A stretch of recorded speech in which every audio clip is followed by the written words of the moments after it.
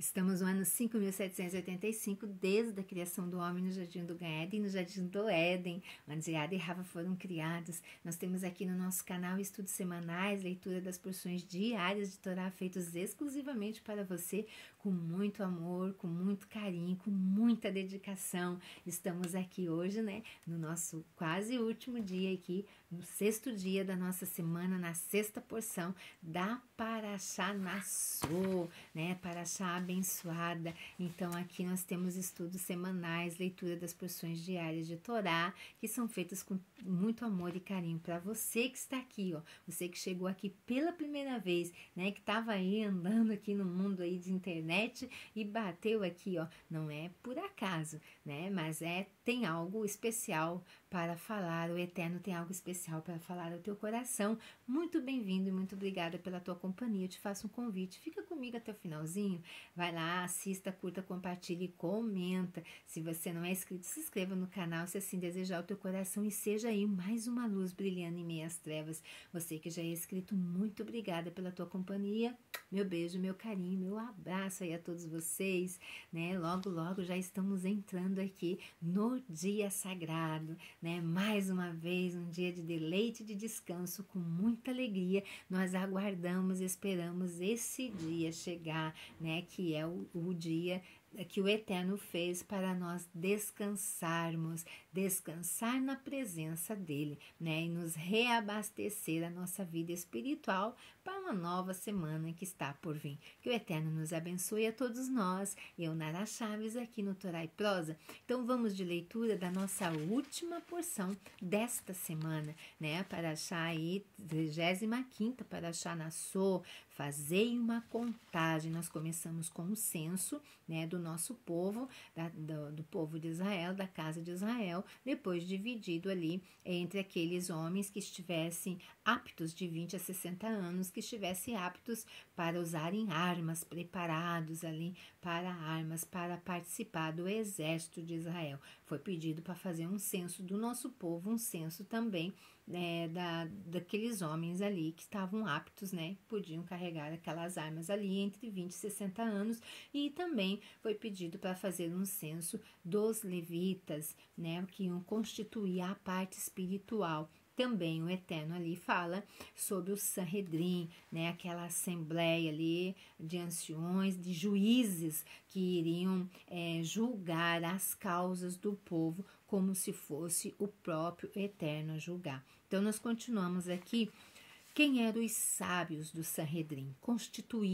O Sanhedrin foi constituído pelos sábios, para que um judeu fosse qualificado a servir no Sinédrio.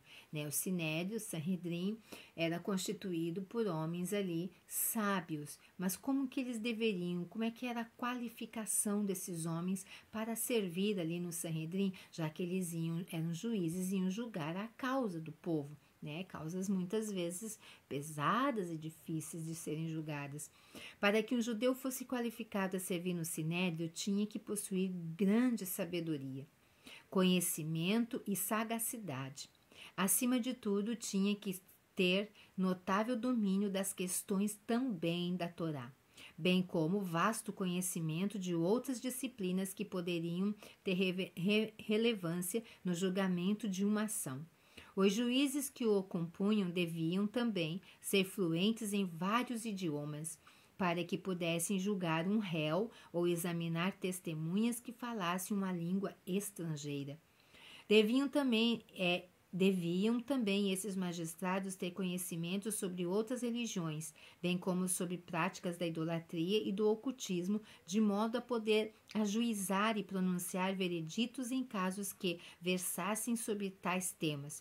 Pois esta razão, mesmo as materiais cujo estudo era vedado ou recomendado aos judeus, eram conhecidas a fundo pelos juízes do Sanhedrin, pois que poderiam ser requisitados durante o julgamento. Então veja bem que esses homens ali, esses juízes, tinham que ter muito conhecimento, até nas religiões de outros povos, e também falar em outros idiomas. Olha só como versáteis deveriam eles ser.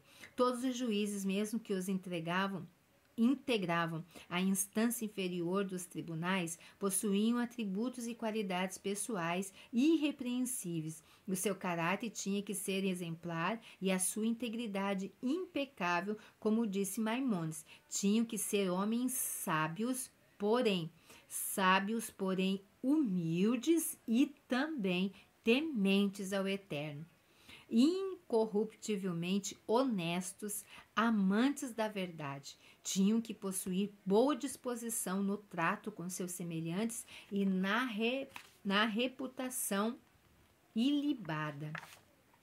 O povo, os seus magistrados deviam ainda ser indivíduos maduros e de boa aparência. Então não podiam ser jovens, né? Jovens ali não podiam ser, tinha que ser homens maduros e de boa aparência. Não podiam ser desleixados, mas tinham que ter uma boa aparência também. Portanto, dava-se preferência a que tivessem 40 anos acima, no mínimo. Exceção feita a alguém que tivesse sabedoria e conhecimentos incomparáveis. Para a autoridade máxima do Sanhedrin, dava-se preferência a algum que tivesse entrado na casa dos 50 anos. Em hipótese alguma, uma pessoa com menos de 18 anos era indicada para compor a corte suprema do judaísmo. Tampouco tinha assento nessa assembleia o homem estéril e sem filhos, pois que, conforme explicavam os sábios, o homem se torna mais misericordioso depois de ser pai. Considerava-se inválida, portanto, a composição de um Sanhedrin, se um de seus membros se enquadrasse nessa condição. A pessoa que tivesse sido culpada de roubo ou de qualquer transgressão que envolvesse ganho pecuniário era considerada inapta para a nobre função. Obviamente, não podia ter assento em um julgamento o juiz que tivesse algum parentesco com o indiciado, litigantes ou uma das testemunhas. Para compor um Sanhedrin, o magistrado tinha que ser ordenado com uma semirá. No entanto, esta não deve ser confundida com a ordenação que é pronunciada hoje na formatura de um rabino. Essa semirá também era um pré-requisito para os juízes do Sanhedrin inferior, mesmo que se tratasse apenas de um tribunal de 3 membros para julgar algo tão trivial como uma multa. A instituição da semirá era uma forma singular de ordenação que remontava à época de Moshe, que recebera a sua de Elohim. Era transmitida de mestre a discípulo em uma corrente inquebrantável, até ter caducado a sua vigência. No final do século IV, na Era Comum, a cerimônia de outorga da semirá somente podia ser realizada na terra de Israel, quando a perseguição das autoridades romanas aos judeus fez com que a maioria da população fosse exilada da terra. Ela foi interrompida significativamente a ordenação da semirá. O Sanhedrin foi destituído de grande parte do seu poder. A sua assembleia deixou de se reunir na Câmara da Pedra Talhada, transferindo-se para outro cômodo no monte do templo, em nítida indicação de que tinha sido forçada a abdicar de sua autoridade de julgar casos capitais. Posteriormente, deixou por completo o recinto do templo, transferindo-se para Jerusalém. Quando a mais sagrada das cidades foi destruída pelas legiões romanas em 70 da Era Comum, o Sanhedrin foi para Ievne. Durante o século seguinte, a sua sede alternou entre Ievne e Usha. De lá, transferiu-se para Chafarã, Beit Sheharim, Séforis e Tiberíades. Continuou a funcionar em Tiberíades até pouco antes de ser completada a compilação do Talmud. Durante as perseguições do Constantino entre os anos de 337 e 361 da Era Comum, o Sanhedrin foi forçado a passar à clandestinidade e acabou por ser dissolvido. Mas e a autoridade do Sanhedrin? Ordena a Torá que todo o povo judim Obedeça o que determinam as decisões judiciais do Sanhedrin e suas sentenças. É proibido contestar ou mesmo ignorar a sua autoridade, pois Elohim ordenou em sua Torá, conforme o mandamento da instrução que te ensinarem e conforme o juízo que te disserem. Farás, da sentença que te anunciarem, não te desviarás, nem para a direita e nem para a esquerda. Deuteronômio 17:11. As determinações do Sanhedrin tinham que ser aceitas ainda que parecessem ilógicas ou erradas. No entanto, esta corte não tinha o poder de promulgar o decreto, jamais o tendo feito, que abolisse um mandamento da Torá, nem de proibir algo que a Torá expressamente permitia. Mas, por outro lado, tinha o poder de promulgar uma legislação consoante com as necessidades da época. Qualquer lei decretada pelo Sanhedrin é chamada de mandamento rabínico, e quem, porventura, o Eterno, que os ajudava a perseguir a verdade e a justiça, com efeito a Torá. E o Talmud refere-se ocasionalmente aos magistrados do Sanhedrin como Elohims, que é um dos nomes que a Torá utiliza para se referir a Deus Todo-Poderoso. Por definição, as suas sentenças representam a vontade divina. Era, portanto, algo extremamente sério contestar a autoridade de um Sanhedrin. Em determinados casos, quem o fizesse poderia ser condenado à morte, pois está escrito: se um homem, pois, agir com soberba e não der ouvidos ao juiz, tal homem morrerá, e assim eliminarás o mal de Israel. Deuteronômio 17:12. Era a autoridade desse tribunal supremo o que garantia a preservação da Torá e que fazia ser único e unificado o judaísmo, não estando sujeito aos caprichos e interpretações de quem quer que fosse. Os sábios que o compunham eram os líderes, as mentes mais elevadas, os homens mais santos de Israel, até em nossos dias. Quando não mais existe a grande assembleia do Sanhedrin, menosprezá-lo é mostrar total desrespeito ao povo Erudim, à Torá e mesmo ao Eterno. Como vimos acima, trata-se de uma corte suprema, humanitária e justa, que funcionava sob auspícios do juiz celestial. E assim sendo, fazia todo o seu alcance para evitar sentenciar pessoas à morte. É uma inverdade histórica. O libelo de sangue, que infelizmente ainda perdura, de que o Sanhedrin teria julgado Yeshua, um judeu, no ano de 33 de nossa era, sentenciando à morte, né? Eu vou ler novamente. O libelo de sangue, que infelizmente ainda perdura, de que um Sanhedrin teria julgado Jesus, Yeshua, o nome judaico, um judeu, no entanto, de 36 anos de nossa era, sentenciado à morte e a seguir entregando aos romanos para que o executassem. Como vimos acima, o Sanhedrin deixou de examinar casos capitais no ano 28.